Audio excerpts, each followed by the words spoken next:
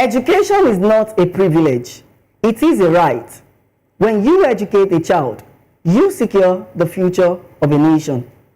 This quote by Nigerian activist Aisha Yesufu highlights the transformative power of education and its vital role in shaping a nation's destiny.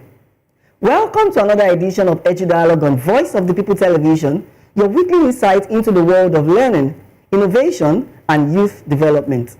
On the program, we explore the challenges and triumphs within Nigeria's education sector, engage with thought leaders, and share inspiring stories that drive change and empower the next generation. I'm Matthew Ogunswada. Today on the program, we will be looking at the implication of the recent Asuu strike. Also on the program, we will be looking at a major change in admission requirements for tertiary institutions in Nigeria. But first, let's begin with our first conversation of the day. Lecturers at the public universities across Nigeria have embarked on a 2-week strike, citing unresolved issues over pay and university funding. The industrial action led by Academic Staff Union of Universities, Asuu, comes just a week after institutions resumed for a new academic session. Announcing the decision, Asuu President Professor Chris Piwuna described the strike as inevitable, accusing the federal government of failing to honor previous agreements. In response, the federal government has called on lecturers to reconsider their stance, emphasizing that constructive dialogue remains the most effective path towards resolving the crisis. Meanwhile, the National Association of Nigerian Students, NANS, has issued a 7-day ultimatum to both the government and Asuu to find a resolution and avert further disruption to the academic calendar. Voice of the People TV spoke to some stakeholders about this development. Here is what they have to say. When there is strike, people think it's all about salary increase or whatever, but that's nothing. We are talking in terms of equipping the laboratory to what is happening all over the world. Do you understand? And that government should do some certain things. Government should give schools autonomy. These are what is bringing about all this. It's not all about salaries. I think we need to correct that impression. In a vision of us in this country, in what the president is trying to do, in what the nation is trying to build, there should be no more strike. We should be able to move forward. Other countries that are thriving, they don't do strikes. They always look for a way out where things can be solved and how things can be done properly. It's the responsibility of government to make sure that there's fair compensation. In terms of benefits, all this is contingent on benefits, salaries, and all of that. So the government has a huge responsibility to think about the future of the beneficiaries, which is the students. Any pause or any stop to learning basically means we lose more opportunities every day. The world is moving fast. The more breaks and the more stops we have in the whole journey of learning, it means we'll be left behind. And so, by having good access to internet, because now it's not just being in the classroom physically that gives you access to education, but having access to internet, good internet, we can pipe in a lot of education through that channel, and things like strike wouldn't be a hindrance. The government that is not answering them, are we saying there's no resources for it? Those of them that have been insisting that without answering, are they showing any sympathy for our generation, for the decaying generation? So we will look unto God and we'll look unto the coming generation. The president can always implement it and sign an agreement or whenever he's going into the office stating that in the next also amount of years, there will be nothing like strike. Your monies will be paid. And I think they should start paying lecturers like they pay business people in business world. The unions that we have across the country these days, they need to evolve.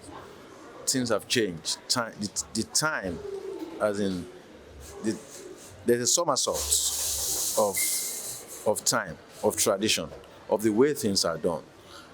So Asuu must be ready at all particular time to dialogue with government. Now, joining me to unpack this conversation is Professor Julie Morris, the Asuu chairman of the University of Jos, and Dr. Tosin Adeshile, a lecturer and a communication consultant. Prof, thank you so much for joining me on the program. Good afternoon, sir. Good afternoon, Matthew, and thank you, listener. All right, thank you so much, sir. So what specific issues led to the decision to embark on this 2-week warning strike, and how long has Asuu been engaging with the government on these unresolved matters? Okay, the specific issues include the renegotiation of the Asuu FGN 2009 agreement, over which we have engaged government since the agreement was signed. That is over 60 years ago. But coming back to the current issues, we resumed renegotiation with the federal government in 2017. And since then, we've had one renegotiation committee after another, not being able to conclude the issue. Other issues, along with the renegotiation and signing of a new agreement, include the payment of our withheld 3.5-month salaries, payment of arrears of 25-35% wage award to our members, payment of promotion arrears and withheld salaries of our members of various months and years, depending on the universities they work in and depending on when they were promoted, remittance of third-party deductions to our respective beneficiaries' account, like our unions account, our cooperatives account, and other thrifts associations, as well as welfare associations that we belong to in our various universities. It will be important for me to highlight this, that we belong to various organizations like our cooperatives, our unions, and other welfare associations, for which we have authorized deductions on our salaries. Such deductions have been effected sometimes in the past from our salaries, but are yet to be remitted to the account of these associations. We also have the issues of victimization of our members at the Lagos State University, victimization of our members at the Kogi State University, and victimization of our members at the Federal University of Technology, Owerri.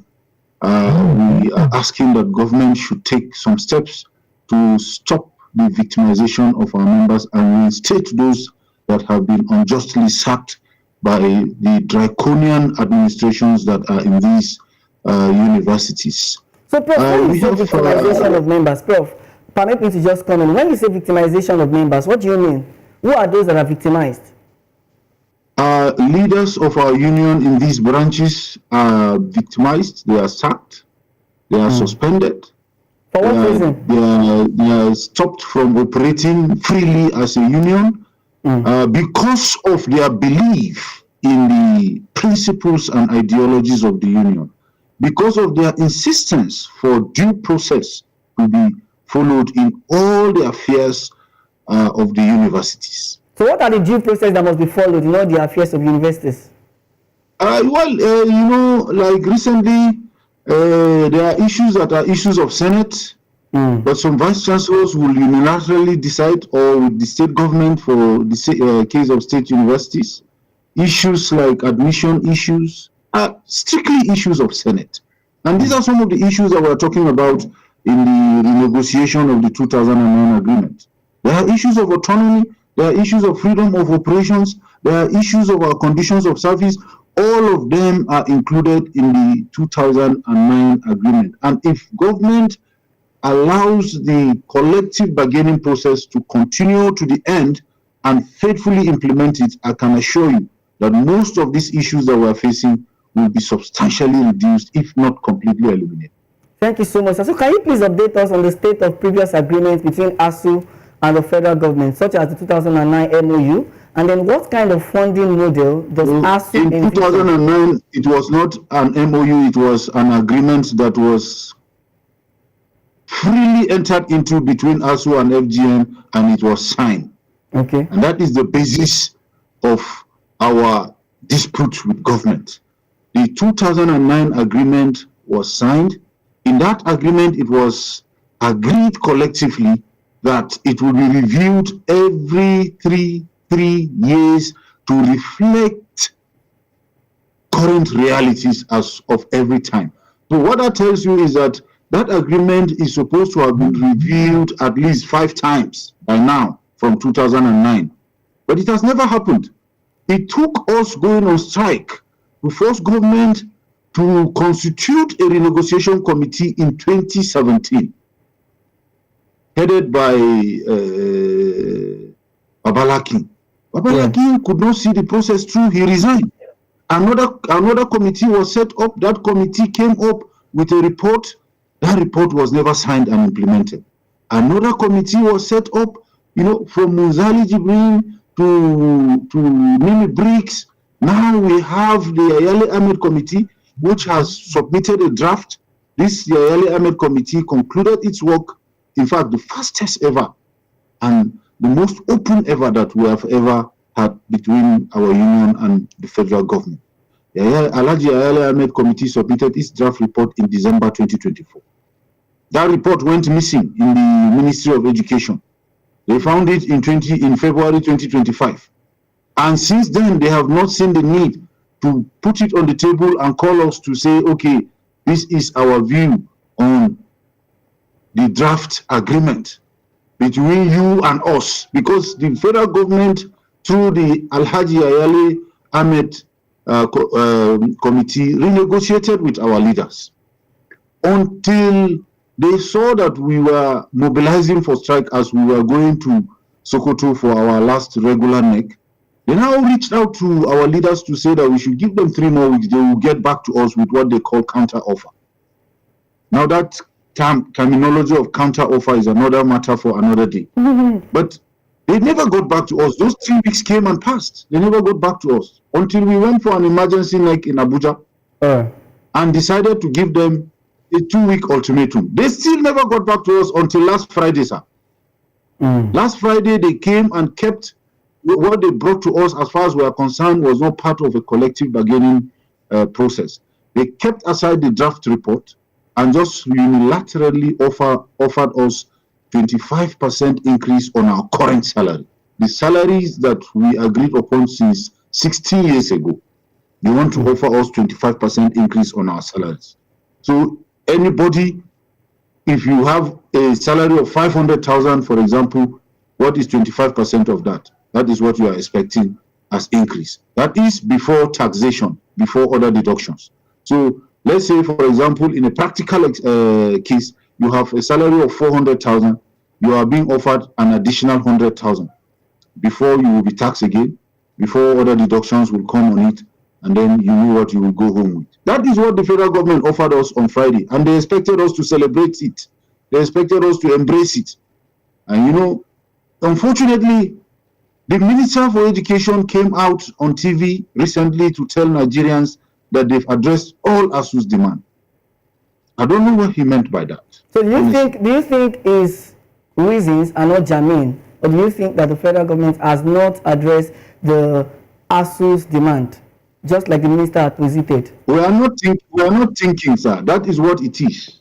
It is not anybody's thinking. Yeah. It is the practical reality of today that the federal government of Nigeria has failed to address the demands of Asuu, over which we have engaged them for many years. Let me tell you, for the benefits of the doubt, that since the coming of this administration, we had so much hope. And so we have exercised a lot of patience. We have exercised a lot of restraint. We have delayed. We have been very reluctant to declare any action because this current government, the president, Bola Ahmed Tinubu, when he was a candidate, offered to settle our issues, even if it was going to take his personal money. Then he was a presidential candidate. So we had expected that with the coming of such a person as our president, our issues will be treated with dispatch. Unfortunately, we have waited for 2 years, and all they could do is to brag that Nigerian universities will never experience strike again. And when you say something is not going to happen, you are expected to take necessary steps to ensure that your statements come true. But we didn't see that.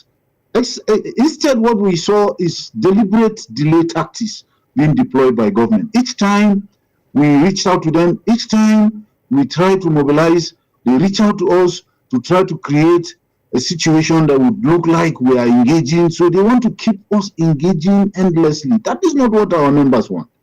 What our members want is tangible results, something that will touch our lives, something that will change the fortune of Nigerian universities. Matthew, let me remind you that we have addressed press conferences from national to our zonal to our branch levels, that we have done protests in all our branches, that we have done town hall meetings in all our branches, all ostensibly intended to conscientize the public and to get people to speak to the federal government. We have also engaged other critical stakeholders. We've written to the National Assembly, we've engaged traditional rulers, we've engaged all critical stakeholders that you can think of. Thank you so much, Professor. Thank you so much for your wonderful insight. Good afternoon, Dr. Tosin. Thank you so much for joining me on the program.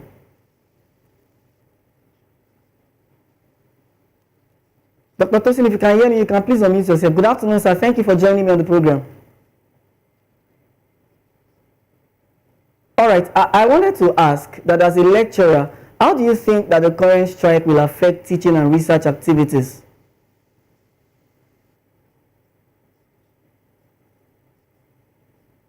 Dr. Tosin, are you there? Please unmute yourself, Dr. Tosin. Please unmute yourself.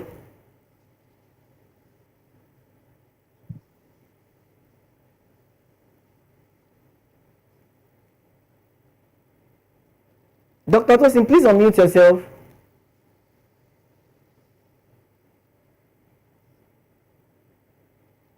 Please unmute yourself, sir. We cannot hear what you are saying, Dr. Tosin. Okay.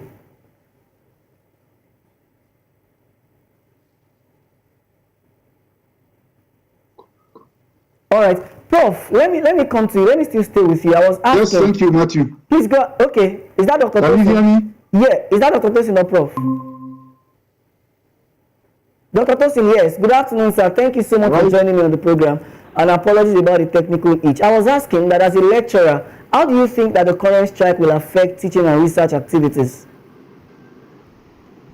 The answer to this is very straightforward.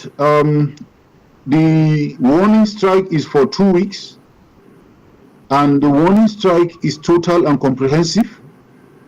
By total and comprehensive, it means that all academic activities will stop for the 2 weeks. Teaching, research, statutory meetings, and all academic engagements will stop for the 2 weeks. That's the implication of the strike, sir. All right. Dr. Tosin, good afternoon, sir. We are really struggling to hear you, but if you can hear us, you can please unmute your device, Dr. Tosin. Okay, please, I want to know, do you feel that there are better ways Asuu and the government can resolve disputes without resorting to strike action? Is that to me or to Dr. Tosin? Yes. I want Dr. Tosin to speak on that, sir. Then I'll come to Prof.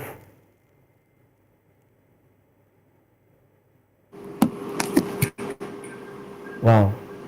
We are really apologizing for that little technical glitch. But I think Prof will take that question. Do you feel there are better ways Asuu and the government can resolve these disputes without resorting to strike action?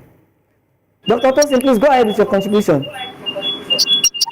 Thank you very much. And thank you for having me. Sorry for the glitch in the network. So, I've been with you on the program, and this is a very germane topic that we should be talking about, looking at the role of lecturers, the role they play in society.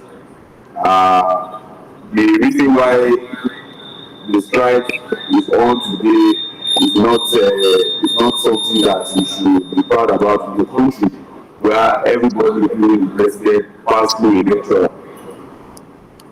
In this country, lecturers are one of the highest paid.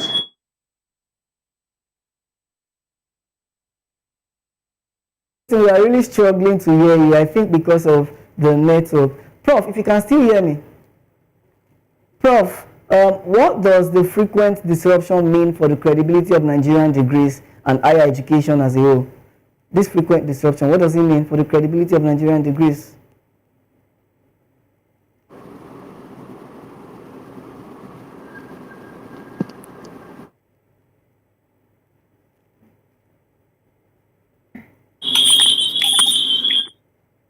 Prof, can you hear me, sir?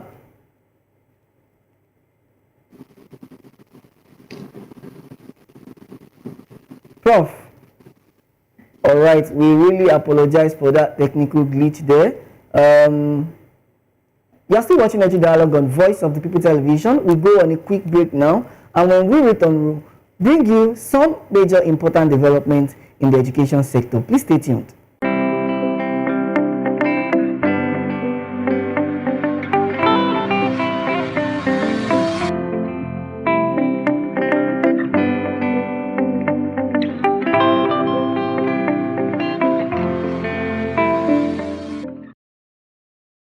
We encourage you to click on the like button and subscribe to our YouTube channel. We are Voice of the People TV. Also follow us on all our social media platforms. We are at VOPTV Live. Visit our website www.vop.ng for fresh and trending news. Also watch us live on SLTV channel 264.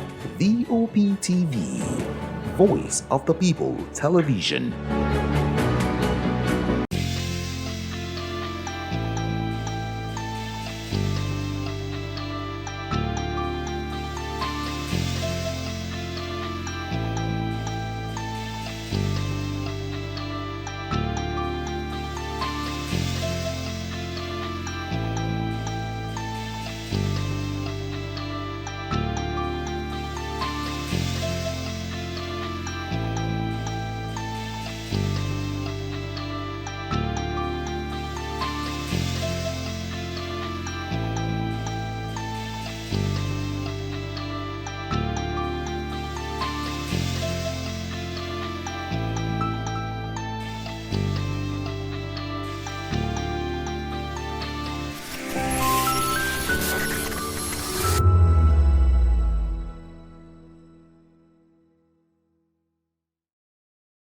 On Edu Dialogue, we bring you fresh ideas and conversations shaping the future of learning in Nigeria and beyond.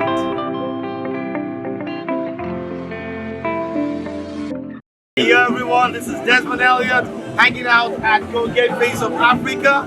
I'm saying keep watching, don't change the dial. This is VOPTV. Fatima, bro.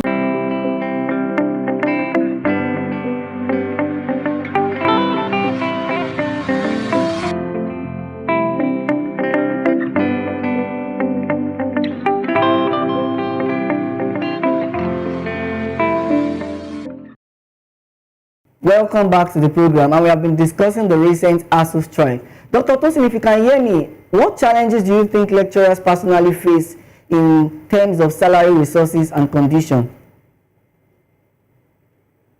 Well, I can say that lecturer faces a lot of issues because when Prof was talking, he mentioned that the agreement we are currently fighting for now is the 2009 agreement.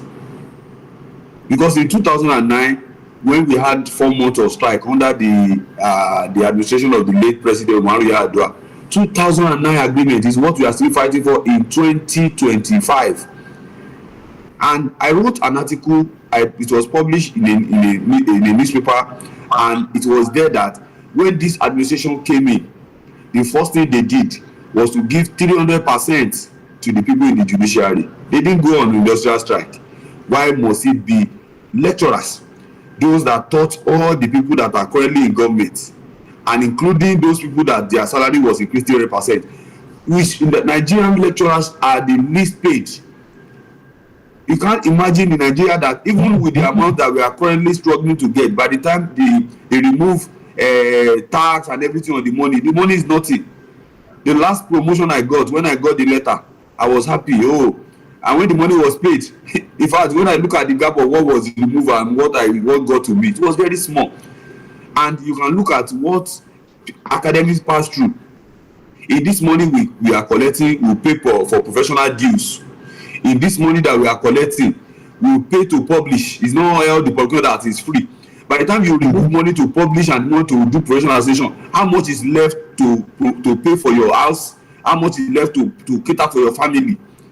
And that is the reason why we have so many issues in the academic sector today when people are complaining. The academic environment is underfunded, and government needs to spend money in that area.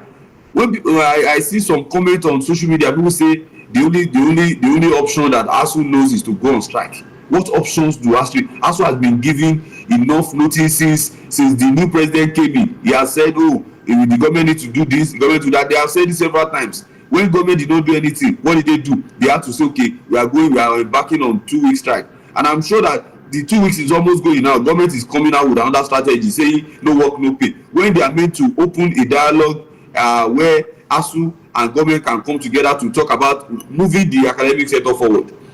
And one thing that you must also know is that today, currently in Nigeria, 80% of federal institutions are currently recruiting.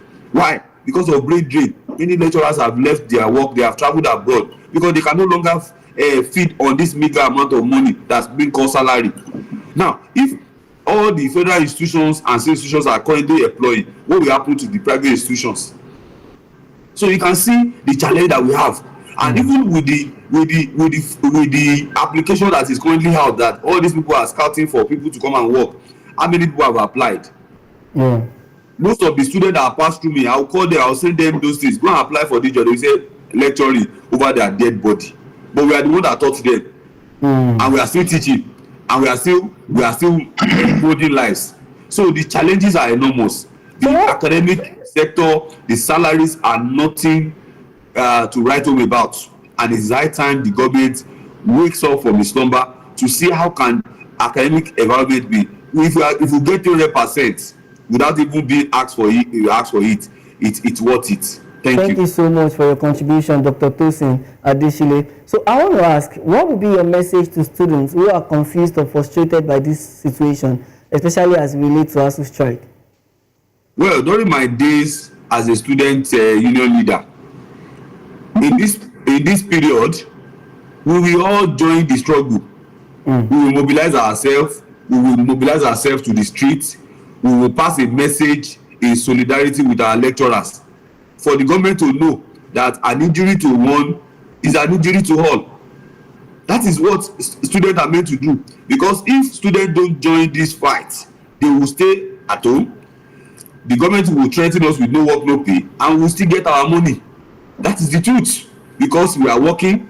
As I'm talking to you, I'm not sure, I don't know where Prof is, but I am in my own office, I'm working. So the issue of no work, no pay is not there. I will not just go to class to go and teach, but I'm in my office, I'm working. So when they say no work, no pay, I'm sure that ASU members will go to work, but they will not go to class. And when you say that, Tosin, that is nothing new, Tosin. Tell them that it is not new. It's not new. It's not new. I wanted to ask about that too, but thanks for the clarification. So I encourage Nigerian students to live wherever they are, go to their institution, come together as one, and join this fight. This fight is for them. It's not only for lecturers. It's also for the students, so that we can have a calendar that is uninterrupted.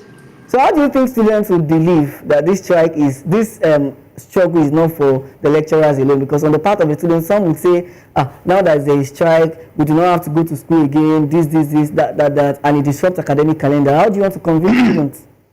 Matthew, to be frank with you, if you go to my institution, I'm a lecturer that I'm very close with my students, because aside from the role of teaching them, I mentor them and I assist them. Now, in this regard, I will show you series of messages I've received from students, past students, and current students that, sir, what are you doing here? What are you doing with lecturing? You are not meant to be here. We know how underpaid you people are. Why are you doing this job? Even the student knows. So people like us, that we have one or two relationship with the student, and we have nothing to hide. They know what we are collecting. In fact, on project supervision, if I tell you how much we get to supervise a PhD student, you will shake your head. And that was not the case if you go to private university. I'm telling you the truth. The amount that is on undergraduate projects, the amount that is on master's project, you will shake your head at, and you will spend a whole lot of time reviewing these works to ensure that these works are being. And it's not only that, we vigilate. Aside we vigilate, we set questions, and when we are setting questions, we also answer the question ourselves by producing marking guides. We still sit down to do research, and people are saying, why are these lecturers not doing quality research? How do you want us to do quality research? There's no fund to do those research. People will say, oh, there's TED fund for research. How many people get TED fund? Do you know the number of lecturers that we have in Nigeria? So if students don't understand this, they said an angry man, an hungry man is an angry man. Definitely. Yes, an hungry man is an angry man. So when your lecturers are hungry, when they are not well paid, they will be angry. And when you meet them for mentorship and so on, you won't be able to get the best of them. And this thing will come back to us. So I am appealing to the federal government. I'm appealing to them once again, because we continue to appeal, even though we have appealed in the past and nothing has been done, that the government needs to sit down. And one unfortunate thing about the academic sector is that the kind of people government appoint as ministers of education, I shake my head. When you pick medical doctors, when you go and pick somebody somewhere and say this will come up there, go and pick a former Asuu president that understands the plight of academics. These people will go to the FEC meeting, present things the way it is. But when you pick these people that they have not even participated in struggle, they don't know what it takes, they just get there and say, why are they shouting? Are they not being paid? How much are they being paid? One of my students that I reconnected 3 months ago to get a work in Lagos got his first appointment, sent me the letter of appointment as a senior lecturer in my university. I looked at the payment of that boy, a BSc holder. His salary is more than my own. Wow. A 23-year-old boy, and I've been in this profession now for going to 15 years, and I'm still earning that pittance with a PhD. And people like us that did PhD in Nigeria will spend close to 9 years doing a PhD in the federal university. Know what it means, and we are still earning that amount of money. So government should be. How many senators are having a PhD? Not all those are arranged PhD that they are collecting from one ceremony up and down, and they are doing that. How many of them went through that rigorous process to end? How many of them sat down to do quality research?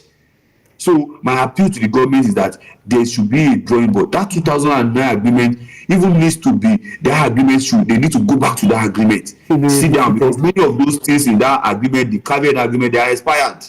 All right, thank you so much. They are expired. Thank you so much.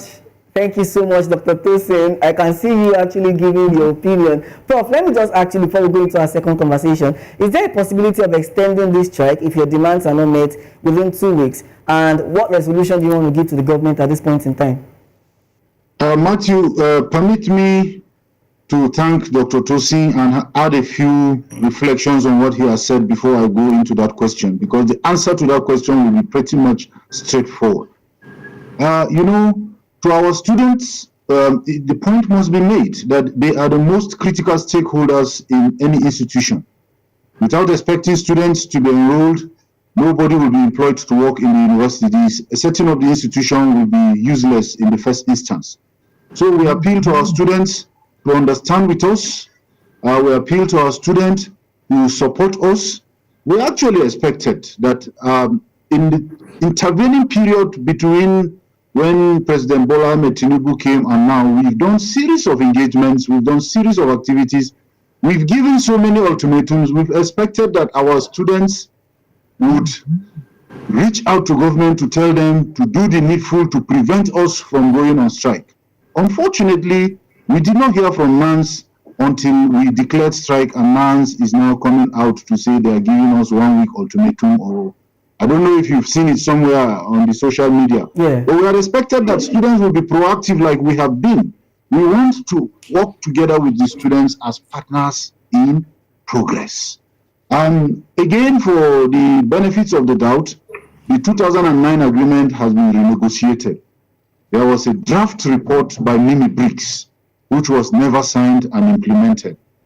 That draft report by Mimi Briggs formed the basis of the renegotiation that took place between Alhaji Ayale Ahmed-led team and our leaders. And so now things have been brought to what we call a fair reflection of the current perspective. And that is the draft that was submitted to the federal government in December 2024, which the federal government is again trying to jettison so that they are acting like some kind of emperors. So if you knew you weren't going to implement this agreement, why did you set up the Alhaji Ayale Ahmed committee? Only to come and keep the report aside and make a unilateral offer of 25% increment to us?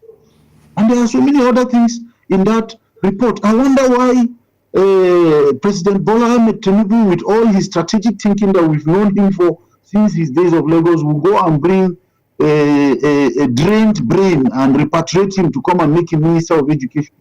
This Minister of Education is a drained brain. He left the shores of Nigeria to go and look for greener pastures.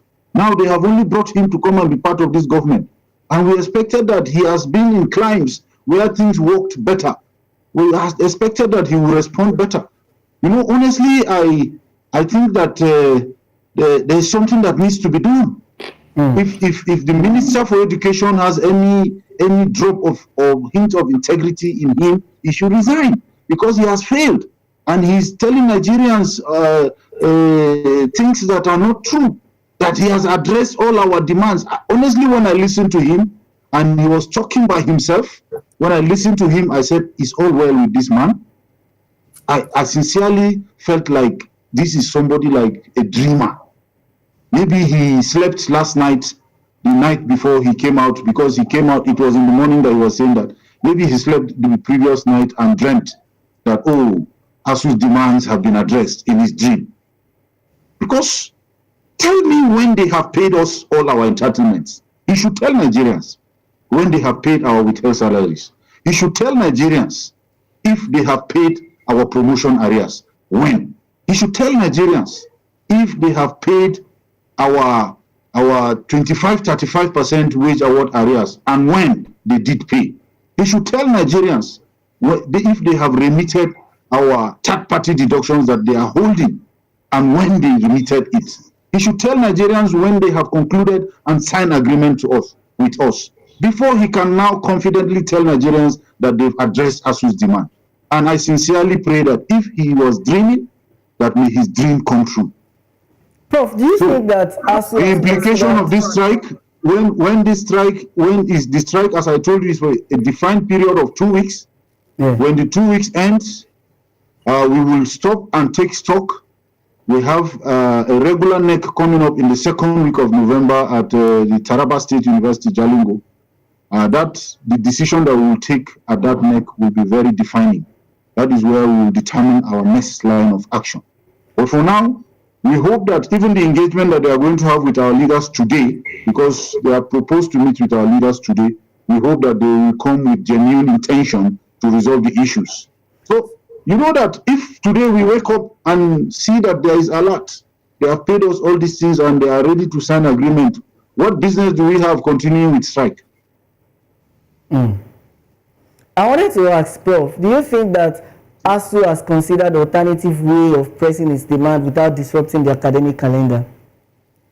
What alternative way would you expect us to consider after all the press conferences, after all the protests, after all the letters of warning, after all the ultimatums, after all the town hall meetings, after all the appeal to critical stakeholders like traditional rulers, National Assembly, and some notable allies of the president, after all this engagement? And, you know, I see you drifting the way of the general public. If you think that there is an alternative that is plausible, suggested to us, we are open to that. But for us, we think we have done our best, and this strike is the last option.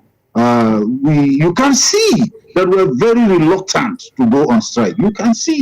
But our members have been pushed to the wall. Tell me anybody in their right senses who knows that the federal government will always deploy their might that will want to voluntarily just go on strike at will. You know, and unfortunately, the general public apply cosmetic approach to this. They say that when two elephants fight, it is the grass that suffers. Are there two elephants in this situation? Is ASU having the same might as federal government? So federal government is the elephant, both ASU and the students are the grasses. And we sincerely thank most of our sensible students for standing in solidarity with us, because we've never had it this good. Most of our students that think rightly are standing with us, and we are grateful to them. And history will remember them. Let me get your concluding thoughts, Prof, as we round off. All right. Matthew, thank you for this opportunity. It's always a pleasure to have the opportunity to to educate the Nigerian public on the issues on the table of contention between Asuu and the FGN. We call on the general public to reach out to the federal government, the civil society, religious bodies, traditional rulers.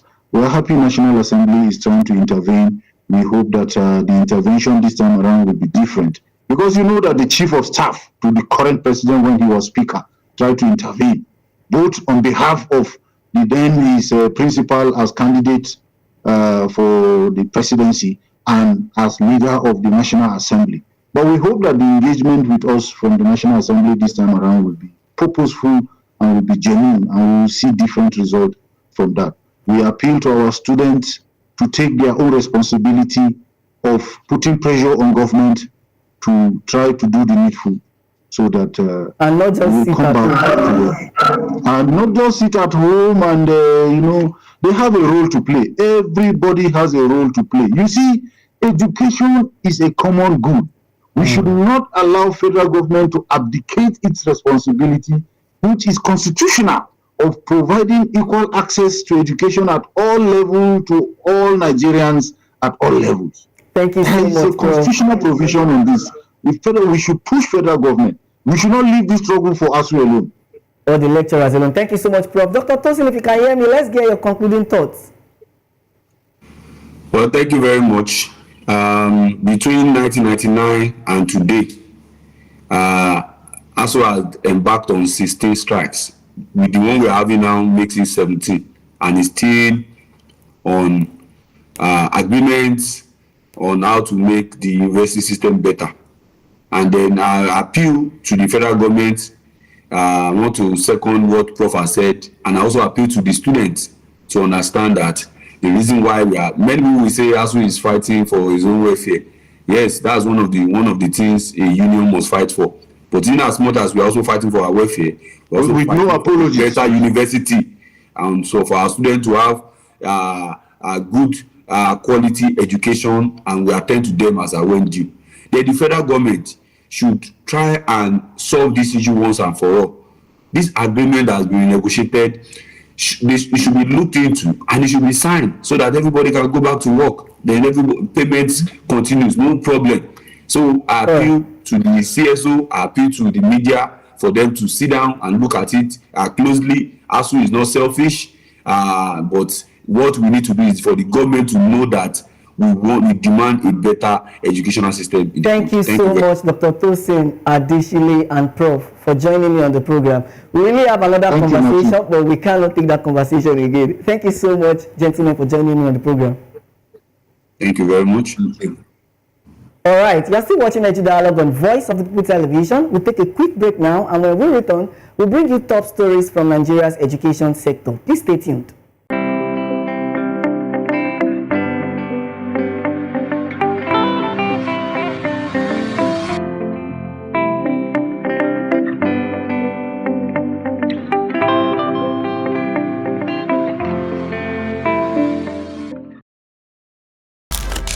In a world where power shifts with every headline. In a nation full of questions. In a world filled with noise, the truth needs a voice. The policies that shapes our world and the economy that determines our future. Every hour, every day, the grapevine keeps buzzing. And on the bold angle with Jomalina, we dive deeper into stories that shape our world. Don't forget, our voice matters the most. Let us come together and share our concerns.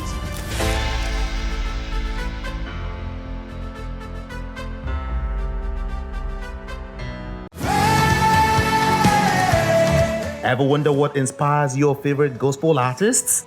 Explore and discover the rich heritage of continental gospel music and how this transformative journey has evolved and shaped cultures around the world. As we dig deep into archival treasures, feel the energy in our praise jam, Gospel Fusion on Voice of the People Television. Tune in this Sunday, 3 to 4 p.m. and be part of a transformative experience that uplifts and inspires. Join us as we explore the transformative power of gospel music and its ability to uplift spirits and unite hearts. Tune in this Sunday, 3 to 4 p.m. on Voice of the People Television, Gospel Fusion. Let's fuse our hearts in praise and joy.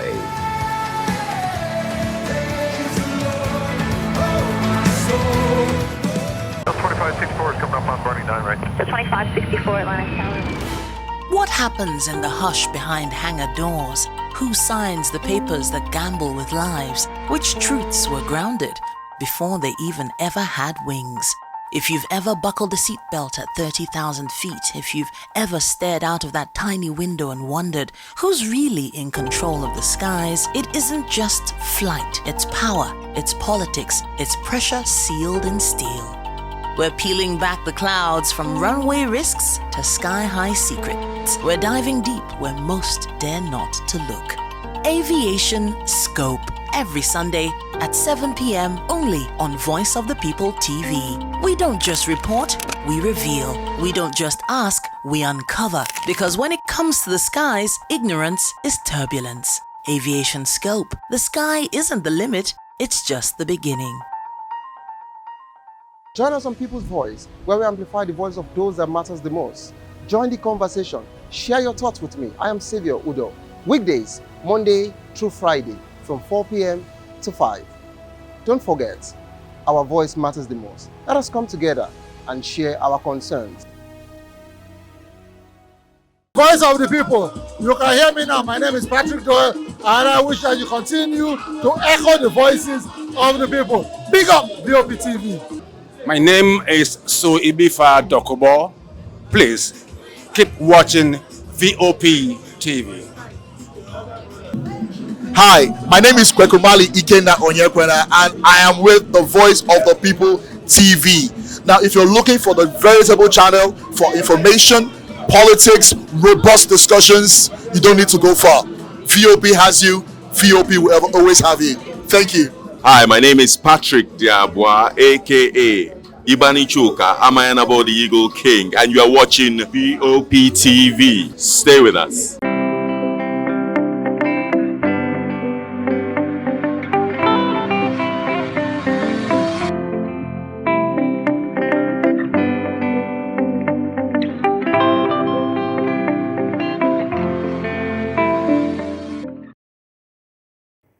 Welcome back to the program. The federal government has reaffirmed its commitment to promoting quality education for the girl child, describing it as vital to national development. Minister of State for Education, Professor Suwaiba Saeed Ahmad, made this known in Abuja during the 2025 International Day of the Girl Child celebration organized by the Federal Ministry of Education in partnership with the AGI Project and other development partners. Represented by the Director of Senior Secondary School Education, Mrs. Binta Abdulkadir, the minister said the government remains committed to implementing the national policy on gender in basic education to bridge the gap between boys and girls in access and completion rates. She also noted that through partnership and targeted programs such as safe learning spaces, scholarships, and school feeding schemes, the ministry continues to expand opportunities for girls across the country. The Vice Chancellor of the National Open University of Nigeria, Professor Olufemi Peters, has called for greater academic involvement in shaping Nigeria's migration policy for national development and global engagement. He made the call at a workshop organized by the University's Center for Excellence in Migration and Global Studies in collaboration with the Civil Society National Network on Migration and Development at the university's headquarters in Abuja. With the theme, Strengthening and Maximizing Academic Presence in Migration Space in Nigeria, the workshop aims to align Nigeria's migration governance with international standards and the Sustainable Development Goals. He further emphasized that as migration continues to influence national economies, security and diplomacy, the academic community must provide research-driven and evidence-based solutions. In a remarkable drive to promote education and youth empowerment, the Pacesetter Youth Initiative has successfully held its Nurture a Future scheme Back to School Drive 1.0, a two-day outreach designed to inspire students to remain in school and pursue their dreams. Themed Rising Above Challenges, Staying in School Against All Odds, the program addressed the growing concern over school dropouts and encouraged perseverance through life challenges. The event was held at Ilupeju Secondary School and Ransom Kuti Memorial Grammar School in Lagos, featuring motivational sessions, interactive discussion, with the distribution of school bags and writing materials. Team lead of the initiative, Adebisi Adams Oyeshakin, said the outreach reflects the initiative mission to promote quality education and nurture young minds for a brighter future. And that's it on today's edition of Edu Dialogue on Voice of the People Television. We hope that today's conversation has inspired you to see education not just as a pathway to personal development, but as a tool for transforming our communities and our nation. For more updates and engaging conversation, please subscribe to our YouTube channel. On YouTube, we are Voice of the People TV. You can also follow us across social media platforms. We are at VOP TV Live. If you witness news happening near you, we want to hear from you. So share your eyewitness reports, event coverage requests, photos or videos with us on WhatsApp at 0814-606-4057. You can also reach our newsroom directly via email at news@vop.ng. I'm Matthew Ogunswada saying thank you for watching. Until next time, keep learning, keep growing, and keep believing in the power of education.